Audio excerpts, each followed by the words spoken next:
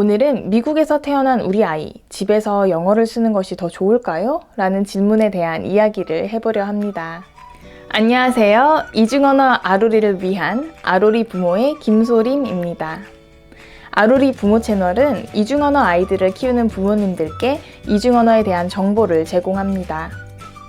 저는 이중언어 아이들을 키우는 엄마이고 미국 대학교에서 언어교육을 공부하며 가르치고 있습니다. 오늘은 미국에서 태어난 우리 아이, 집에서 영어를 쓰는 것이 더 좋을까요? 라는 질문에 대한 이야기를 해보려 합니다. 많은 부모님들이 같은 고민을 하셨을 것 같은데요. 집에서 모국어를 사용하던 아이가 학교를 시작하고 학교에서 영어를 알아듣지 못해서 힘들어하는 경우가 많이 있습니다. 한국어 교육도 중요하지만 부모로서 당장 우리 아이들이 학교를 다녀와서 기가 죽고 학교에서 하는 것들을 잘 따라가지 못한다면 매우 속이 상하고 걱정이 되실 텐데요.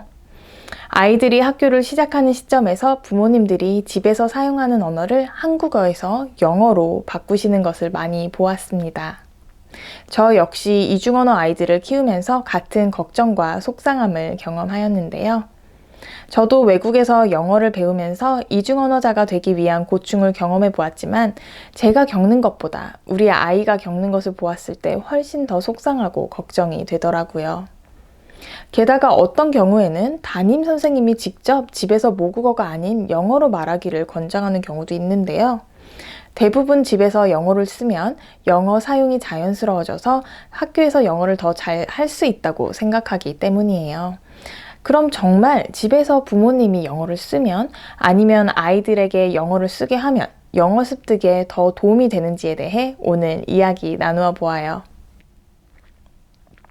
결론부터 이야기하자면 저는 우리 아이들의 영어를 늘게 해주기 위해서는 단순히 집에서 사용하는 언어를 영어로 바꾸기보단 직접적으로 알려주고 같이 공부하는 것이 훨씬 더 효과적이라고 말씀드립니다. 그 이유는 아이들의 언어 습득과 관련이 있습니다. 일단 영어 습득에 대해 이야기하기 전에 교육학에서 말하는 언어 습득에 대해 이야기해야 할 것 같아요. 교육학에서 말하는 언어 습득은 크게 두 가지로 나뉩니다. BICS and KELP 라고 하는데요. 첫 번째는 의사소통을 위한 언어, BICS입니다. BICS는 Basic Interpersonal Communication Skill의 줄임말인데요. 평소 의사소통을 위한 언어를 뜻합니다. 이것은 소위 보여지는 유창함을 뜻해요. 예를 들어 오늘 날씨가 참 좋다, 오늘 학교에서 뭐 했니? 이런 것처럼 평소 생활을 할 때 사용되는 간단한 언어를 말합니다. 대개 소통을 통해 자연스럽게 습득하게 되는데요. 이런 간단한 의사소통을 위한 언어는 대부분 1년에서 3년 정도 걸린다고 합니다. 두 번째 언어 습득은 KELP라고 하는데요. KELP는 Cognitive Academic Language Proficiency의 줄임말입니다. BICS와 다르게 KELP는 최소 5년에서 7년 정도 걸린다고 하는데요. 학습 언어는 의사소통 언어와 다르게 자연스럽게 습득되는 것이 아니라 말 그대로 학습이 되어야 합니다. 상황에 따라 사용되는 단어와 어휘가 다르고 단순한 대화가 아닌 깊은 생각과 이해를 필요로 하기도 하는데요. 그렇기 때문에 학습 언어를 배우는 것이 BICS, 기본 의사소통 언어를 배우는 것보다 훨씬 더 어렵고 오래 걸립니다. 그럼 이 부분에서 부모인 저희가 생각해야 할 것이 있습니다. 그럼 집에서 영어를 늘게 하기 위해서 영어 사용을 권하거나 부모가 영어를 사용하였을 때 저희는 아이들의 어떤 언어 습득을 도와주는 걸까요? 첫 번째 BICS, 기본 의사소통 능력일까요? 아니면 KELP, 학습 언어 능력일까요?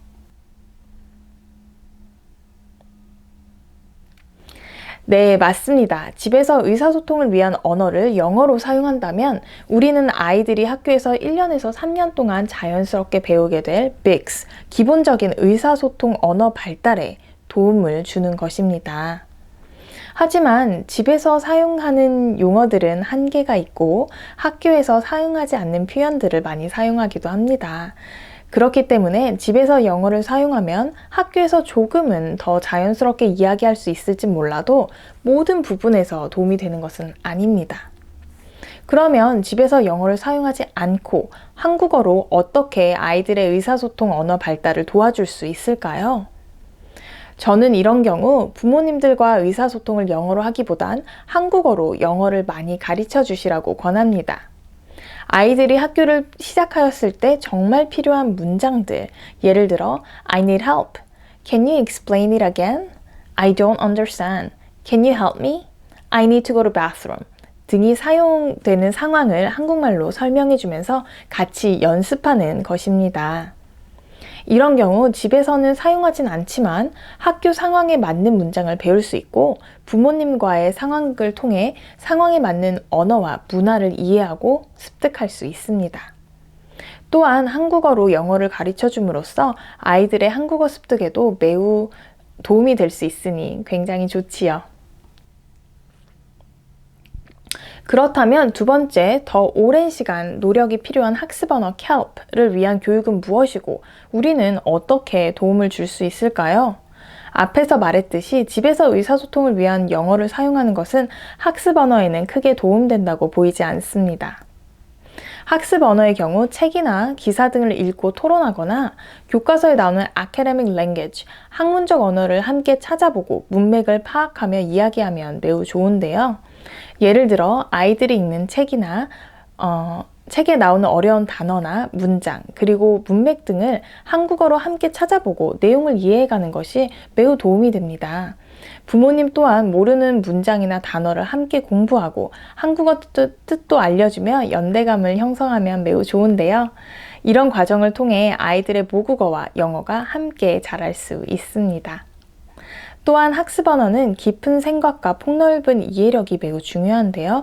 단순히 의사소통을 위한 언어가 아닌 다양한 주제의 책을 읽고 깊은 대화를 하는 것이 이런 능력 향상에 매우 도움이 됩니다.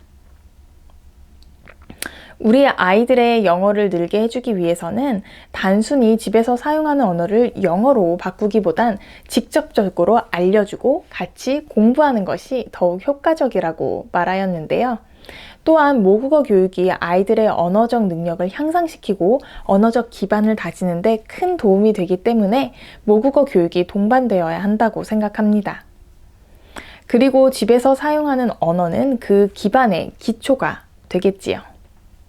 오늘은 영어권에서 태어난 우리 아이, 집에서 영어를 쓰면 영어가 더 빨리 늘까요? 에 대한 이야기를 해보았는데요. 결론적으로 제 생각은 아이들의 영어를 늘리기 위해 집에서 영어를 사용하기보단 직접적으로 영어를 알려주는 것이 더욱 효과적이라고 생각합니다.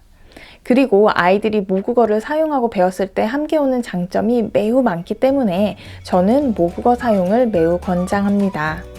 다음 시간에는 모국어 교육이 영어에 도움이 되는 이유에 대해 설명해 보겠습니다. 물론 가정마다 그리고 아이들마다 상황이 다르기 때문에 모두에게 옳은 정답이란 없다고 생각합니다. 하지만 부모님들께서 우리 가정에 그리고 우리 아이에게 제일 맞는 방법이 무엇인가를 생각하고 선택할 수 있도록 아로리 부모 채널에서 현재 교육학에서 사용되고 연구된 이론들을 나누어 보려고 해요. 아이들을 키우는 부모님들께 조금이라도 도움이 되었길 바라며 그럼 다음 영상에서 함께 만나요. 아로리 부모는 이중언어 아이들을 키우시는 부모님들 그리고 현재 이중언어를 배우고 있는 학생들과의 소통을 매우 지향합니다. 질문이나 의견, 코멘트는 꼭 아래 댓글로 남겨주세요.